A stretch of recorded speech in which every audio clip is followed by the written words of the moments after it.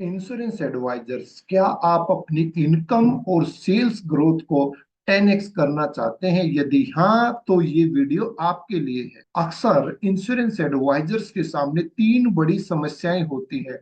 नए कस्टमर्स ना मिल पाना, जिनसे बात करते हैं वो पॉलिसी नहीं खरीदते, रिटेंशन और रेफरल्स नहीं आते। अगर आप भी इन प्रॉब्लम से जूझ रहे हैं तो चिंता मत कीजिए। इस वीडियो में मैं आपको 5 गोल्डन रूल्स बताने जा रहा हूं, जिनको अपनाकर आप अपनी इंश्योरेंस एजेंसी को बुलंदियों तक लेकर के जा सकते हैं। इस वीडियो में मैं आपको बताऊंगा 5 गोल्डन रूल्स जो आपकी इंश्योरेंस सेल्स को ज्यादा से ज्यादा बढ़ाने में मदद करेंगे और आपकी इनकम को बढ़ाएंगे। नमस्कार दोस्तों, मैं हूं मनमोहन अत्री, एक डिजिटल कोच और इंश्योरेंस ट्रेनर, और मैं इंश्योरेंस एडवाइजर्स की सेल और बिजनेस को नेक्स्ट लेवल तक ले जाने के लिए काम कर रहा हूं। यदि आप मेरे चैनल पर पहली बार आए हैं तो चैनल को सब्सक्राइब कर लीजिए, बेल आइकन को प्रेस कीजिए, ताकि फ्यूचर में आने वाली हमारी जितनी भी वीडियोज हैं उनका नोटिफिकेशन आपको सबसे पहले मिल सके। तो without A further delay, let's get started. तो आज की हमारी वीडियो का टॉपिक है एलआईसी एजेंट्स की सफलता के लिए 5 गोल्डन रूल्स। अपने बीमा व्यवसाय को तेजी से बढ़ाने और अधिक बिक्री करने के लिए अपनाएं ये नियम। रूल नंबर 1, ग्राहकों की जरूरतों को समझे। दोस्तों, बीमा के व्यवसाय में कोई भी पॉलिसी बेचने से पहले सबसे पहले हमें कस्टमर की जरूरतों को समझना होता है, और उनकी जरूरतों को समझने के लिए हमें नीड एनालिसिस करना पड़ेगा। उनसे ऐसे क्वेश्चन पूछने पड़ेंगे जिनसे कि उनकी नीड सामने निकल करके आए और हम उनको एक सही सॉल्यूशन प्रोवाइड कर सकें। बीमा बेचने से पहले ये समझें कि ग्राहक की वित्तीय आवश्यकताएं कौन सी हैं, उनकी फाइनेंशियल नीड्स कौन सी हैं। जैसे कि वो रिटायरमेंट के लिए प्लानिंग करना चाहते हैं, या वो फैमिली प्रोटेक्शन को ज्यादा इंपॉर्टेंस देते हैं, या वो वेल्थ क्रिएट करना चाहते हैं, या बच्चों की एजुकेशन और मैरिज प्लानिंग के लिए अभी उनकी प्रायोरिटीज है। उनकी फैमिली, उनकी इनकम और फ्यूचर की योजनाओं को समझकर सही पॉलिसी सुझाएं। अगर हमने उनकी नीड्स का सही तरीके से एनालिसिस किया, सही तरीके से हम फैक्ट फाइंडिंग कर पाए, तो अब हमें उनके लिए एक अच्छा सा सॉल्यूशन प्रोवाइड करना है। ऐसी पॉलिसी या कोई कॉम्बो हमें प्रोवाइड करना है जो कि उनकी नीड्स को पूरा कर सके। रूल नंबर 2, पर्सनल ब्रांडिंग बनाए। पर्सनल ब्रांडिंग से मेरा अभिप्राय है जो आज की डेट में डिफरेंट सोशल मीडिया के प्लेटफॉर्म है, जैसे फेसबुक, लिंक्डइन या यूट्यूब का उपयोग करें। क्योंकि आज की डेट में कोई भी कस्टमर इन प्लेटफॉर्म पर जरूर आपको कहीं ना कहीं मिल जाता है, और यदि आपका कस्टमर यहाँ पर टाइम स्पेंड करता है तो इन प्लेटफॉर्म पर आपकी प्रेजेंस होना जरूरी है। रेगुलर रूप से आपको यहाँ पर कंटेंट डालना जरूरी है। कंटेंट ऐसा होना चाहिए जो कि क्लाइंट को एजुकेशन प्रोवाइड करे, और उस कंटेंट से उसकी लाइफ के अंदर कोई ना कोई वैल्यू प्रोवाइड हो। ये कंटेंट आप टेक्स्ट के रूप में, पिक्चर के रूप में या वीडियो के रूप में डाल सकते हैं, जो आपको रेगुलर बेसिस पर यहाँ पर पोस्ट करना है। अपने आप को एक भरोसेमंद बीमा सलाहकार के रूप में स्थापित करें, ताकि अधिक से अधिक ग्राहक आकर्षित हो। ग्राहकों का ट्रस्ट जीतने के लिए आपको यहाँ पर वैल्यू एड तो कंटेंट डालना ही डालना है। साथ में जो भी आपकी अचीवमेंट होती है वो भी आप यहाँ पर शेयर कर सकते हैं। जो आपके पर्सनल एक्सपीरियंसेस होते हैं, क्लाइंट के टेस्टिमोनियल्स भी यहाँ पर आप डाल सकते हैं। और जब दूसरे क्लाइंटों के टेस्टिमोनियल से कोई भी नया प्रोस्पेक्ट देखता है कि दूसरे क्लाइंट किस प्रकार आपके बारे में अच्छा बोल रहे हैं, अच्छे रिव्यूज आपको दे रहे हैं, तो वो धीरे धीरे आप पर ट्रस्ट करना शुरू कर देते हैं और आपके नए कस्टमर वो बन जाते हैं। रूल नंबर 3, फॉलोअप सिस्टम को अपनाएं। फ्रेंड्स, 80% सेल फॉलोअप की सिस्टम के बाद ही आती है। मैं अपनी ज्यादातर वीडियोस में इस बात पर फोकस करता हूं कि स्ट्रॉन्ग फॉलो अप अपनाना जरूरी है। बहुत सारे इंश्योरेंस एडवाइजर्स सेल को इसलिए ही गवा देते हैं क्योंकि उनका फॉलोअप स्ट्रॉन्ग नहीं होता, और फॉलोअप स्ट्रॉन्ग ना होने की वजह से उनके कस्टमर दूसरी जगह पर जाते रहते हैं। इसके लिए आपको कुछ टूल्स का यूज करना जरूरी है, जैसे आप सीआरएम का यूज कर सकते हैं या फिर गूगल शीट, एक्सेल का आप इसके लिए प्रयोग कर सकते हैं। व्हाट्सएप, एसएमएस और कॉल के माध्यम से जो भी आपके पोटेंशियल कस्टमर्स होते हैं उनसे आप जुड़े रहें और डील को क्लोज करें।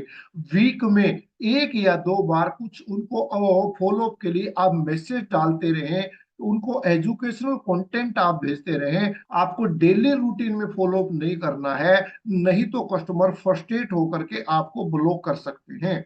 रूल नंबर 4, अधिक रेफरल प्राप्त करें। जो भी आपके सेटिस्फाइड कस्टमर होते हैं वो आपके लिए नए कस्टमर लाने का काम कर सकते हैं।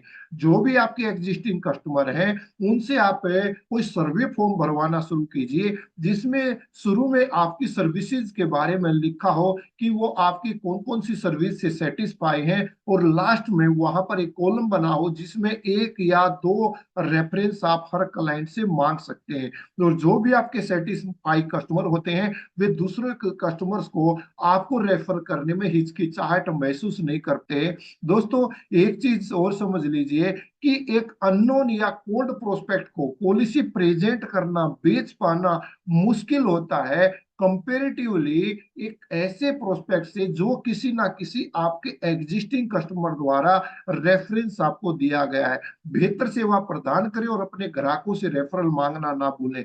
आपको अच्छी से अच्छी सर्विस प्रोवाइड करनी है, जो सर्विसेज दूसरे इंश्योरेंस एडवाइजर्स मार्केट के अंदर प्रोवाइड नहीं कर रहे। ऐसी वैल्यू एडिड सर्विसेज जब आप प्रोवाइड करेंगे तो क्लाइंट अपने आप भी कई बार तो बिना कहे, बिना मांगे आपको रेफरेंस देना शुरू कर देते हैं। रूल नंबर 5, लगातार सीखते रहें। दोस्तों, हमारी इंडस्ट्री के अंदर बिना सीखे कोई आगे नहीं बढ़ सकता।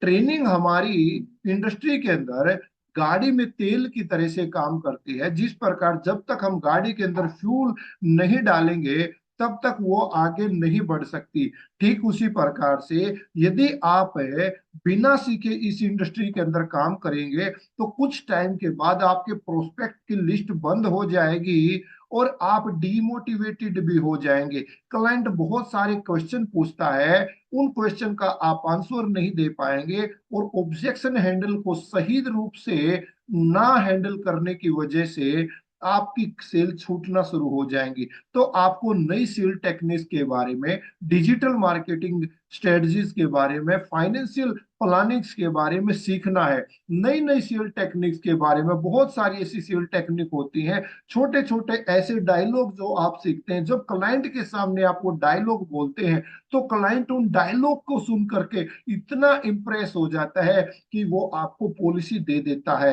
डिजिटल मार्केटिंग के डिफरेंट टूल्स हैं, जैसे कि यूट्यूब पर किस प्रकार अपना आप चैनल को ग्रो करें, किस प्रकार से आप वहां पर रेगुलर रूप से कंटेंट डालें, कौन सा कंटेंट डालें। फेसबुक पर किस प्रकार से आप लोगों के साथ संबंध बनाए रखें, किस प्रकार से आप फेसबुक पर पेज बनाएं, किस प्रकार से आप एक कम्युनिटी तैयार करें, फेसबुक एड्स किस प्रकार से चलाएं, लिंक्डइन के ऊपर किस प्रकार लोगों के साथ कनेक्शन बढ़ाए जाए, ये सारी स्ट्रेटजी आपको सीखना जरूरी है। और फाइनेंशियल प्लानिंग, लोगों की लाइफ के अंदर बहुत सारी प्रॉब्लम्स होती है, बहुत सारी नीड्स होती हैं। जैसे बहुत सारे लोग रिटायरमेंट के लिए एक अच्छा कॉर्पस क्रिएट करना चाहते हैं, बहुत सारे लोगों की टैक्स प्लानिंग की नीड होती है, बहुत सारे लोग अपने फ्यूचर को प्रोटेक्ट करना चाहते हैं, अपनी बच्चों की एजुकेशन को प्रोटेक्ट करना चाहते हैं। तो ये सारी स्ट्रेटजीज आपको सीखनी होंगी। फ्रेंड्स, यदि आप डिजिटल मार्केटिंग को सही रूप से सीखना चाहते हैं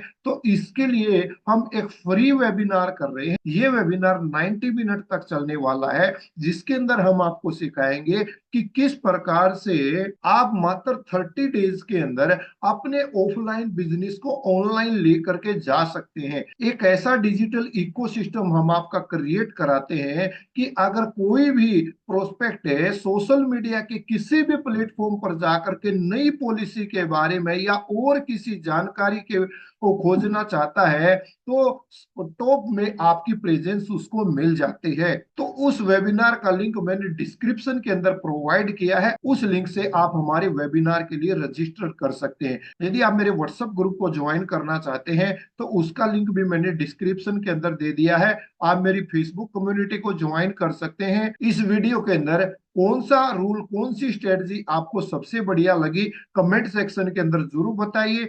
वीडियो को लाइक कीजिए, इसे अपने साथी इंश्योरेंस एडवाइजर भाइयों के साथ शेयर कीजिए। यदि आप एक टीम लीडर, डेवलपमेंट ऑफिसर या एजेंसी मैनेजर हैं तो इस वीडियो को अपने टीम मेंबर के साथ शेयर करना ना भूलिएगा। जल्दी ही मिलता हूं आपके साथ एक और ऐसी आकर्षक वीडियो के साथ। तब तक सीखते रहिए, सिखाते रहिए और अपने बिजनेस को ऐसे ही ग्रो करते रहिए। जय हिंद, जय भारत।